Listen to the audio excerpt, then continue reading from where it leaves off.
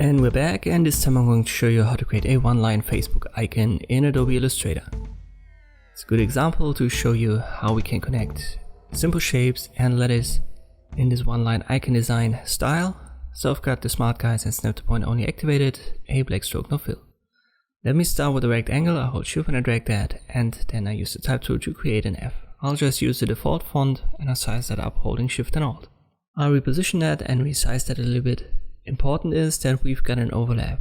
So in this case at the bottom, because this is the area where we are going to create the one line effect. Let me make the corners round by dragging these circles inwards. And I want to swap the colors for the letter so that I only have a stroke no fill, and I need to increase the stroke weight so that it has the same as the rectangle, which is 5 points. We now need to select it and expand it. Make sure the boxes are checked.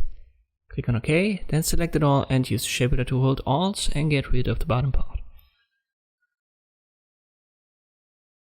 And now we've got it connected. Let me create a background. I'll switch to drawing mode to draw behind.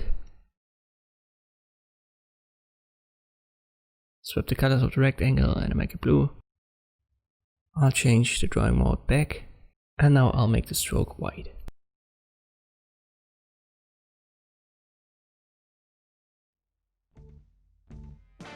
And this is how you can connect basic shapes and letters to create this one-line icon design effect in Adobe Illustrator. Thanks for watching, and I'll see you next time.